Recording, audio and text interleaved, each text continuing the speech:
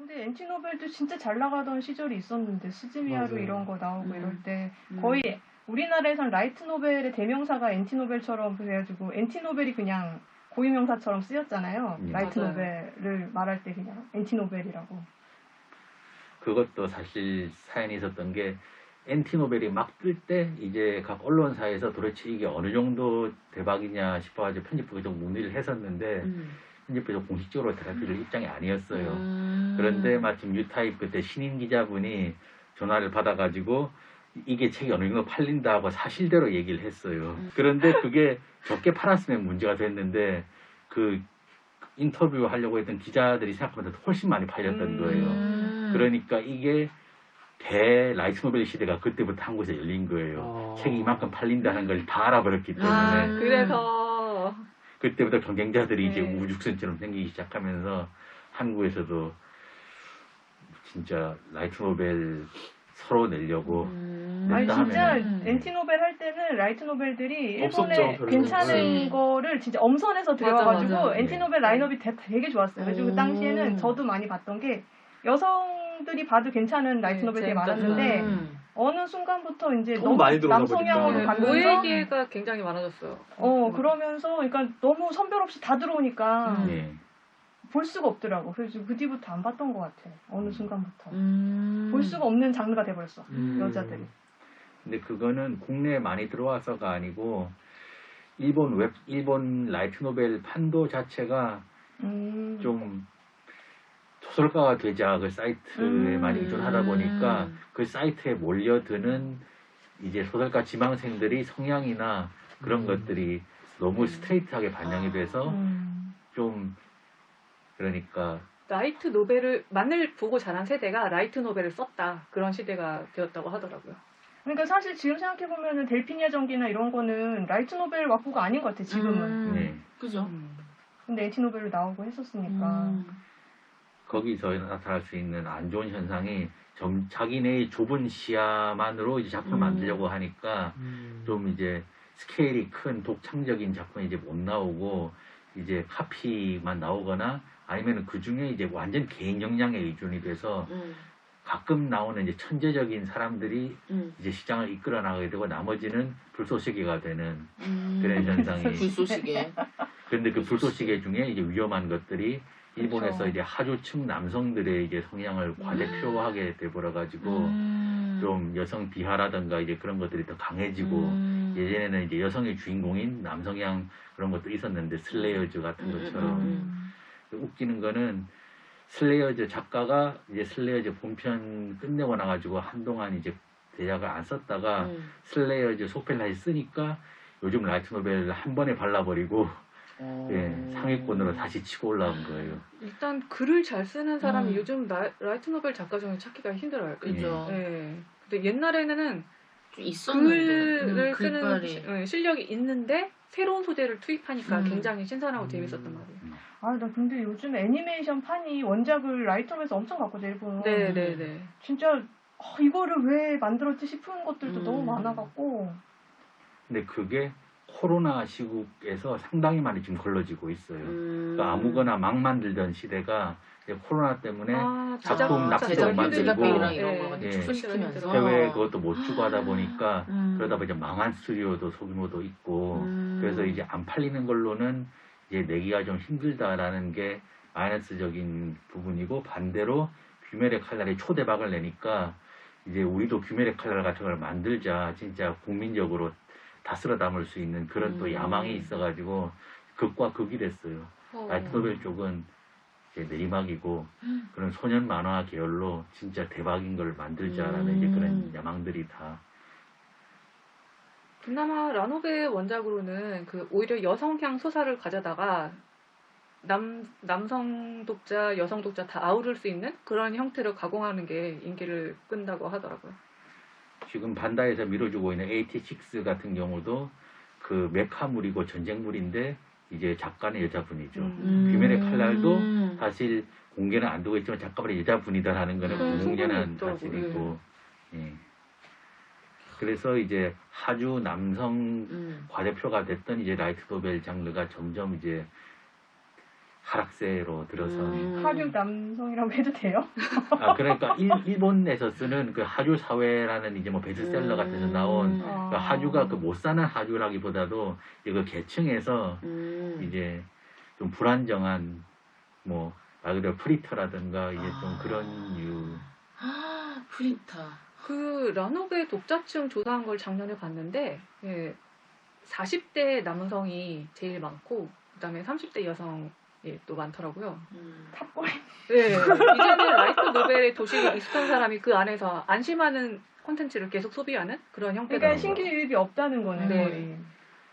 나로 같은 어디서 사이트는 있지? 확실히 20대가 많이 보는데 서적이 되면은 종이책을 사던 사람이 사니까.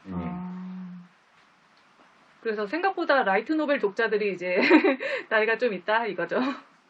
그리고 여성층은 아무래도 또 BL이 있으니까 그 BL 라노벨하고 분리하는 그걸로 들어가게 되면 이제 그게 더 떨어지는 거죠. BL이 아예 분리가 된 분리가 된 네. 거였군요. 그 40대 그런데도 사람들이. 불구하고 그 여성 라이트 노벨 독자도 많더라고요. 근데 그 최근 악역용의 이런 거가 네네 그런 라이트 쪽이요. 최근 여성들이 더 많이 사요. 그거는 뭐 팩트고.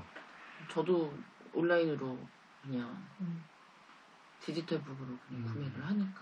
그러니까 일본 라노벨보다 우리나라는 확실히 웹소설이 우리나라계 좋아. 대세라서 웹소설이 좀 저희를 못 퀄리티도 쓰는 것 좋아요. 같아. 글도 잘 쓰고. 한 2년 전에 그 시카프 부대행사에서 강연을 할 기회가 있었는데 네네. 그게 이제 한국 일본 라노벨 차이였거든요. 한국 웹소설과 일본 라노벨. 그런데 아까 말씀드린 대로 일본의 이제 20대 남성의 이제 과대표가 되다 보니까 그쪽 로컬화가 된 거예요. 그러니까 일본인들이 이제 현대 일본 젊은이들의 생각이나 사상 그게 한국하고 이제 안 맞아 떨어지게 된 거죠.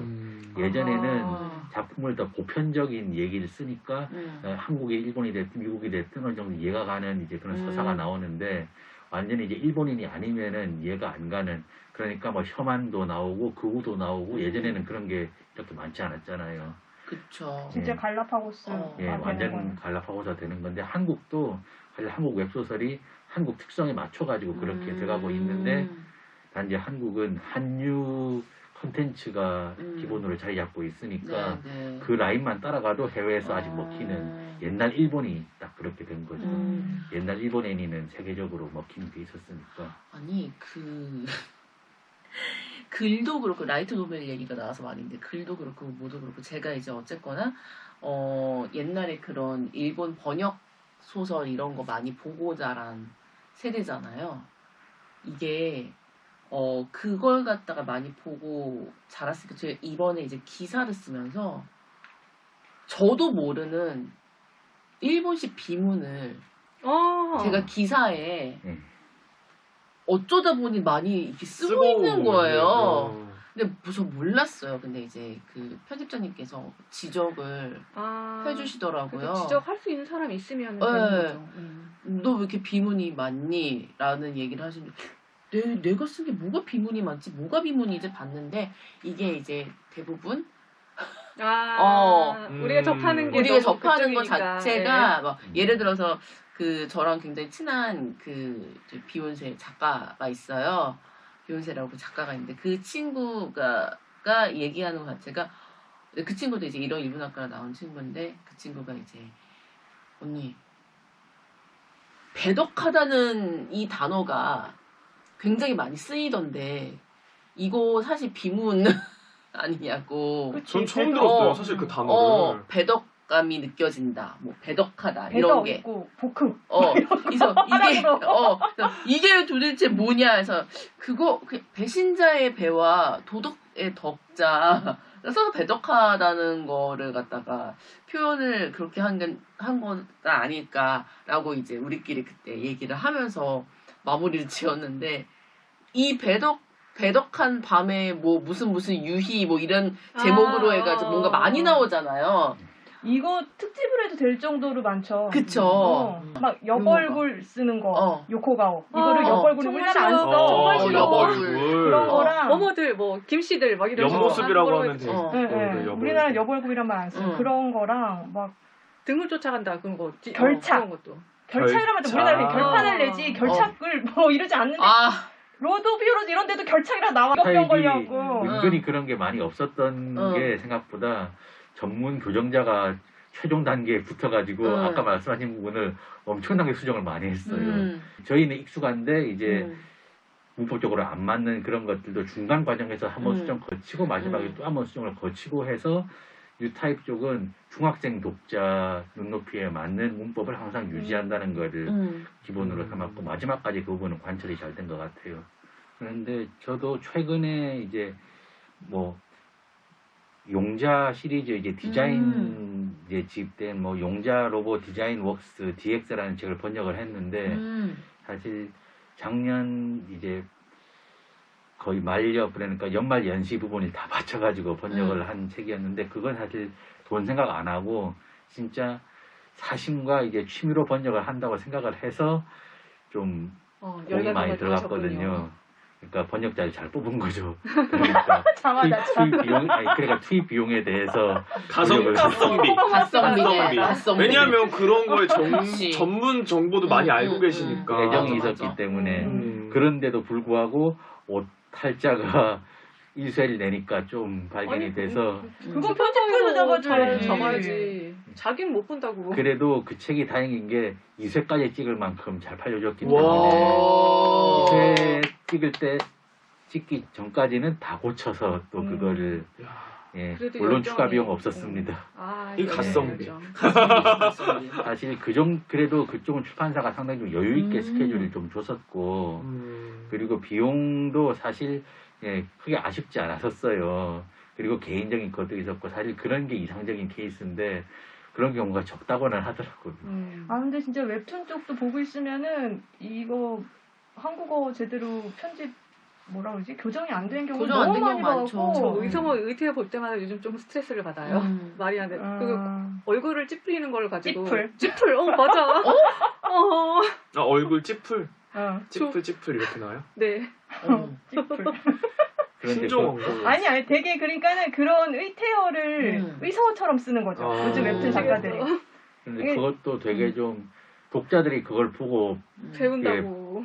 다 받아들여 버리니까 그걸 쓰는 게 찌푸리하고 쓰는 게 더 편하다라는 그런 식으로 굳어져 버리는 거예요 작가들이. 그거를 독자들이 그렇게 받아들이면은 진짜 그런 표현이 굳어지는 거예요. 그나마 그쪽은 일본 출판계는 약간 보수적이기는 하지 한국 웹툰계는 그런 식의 보수성도 없기 때문에 말씀하시는 부분이 그냥 스트레이트하게 아, 그쵸. 그렇게 만들면은 수명이 오래 못 가죠. 일회용이고. 그쵸.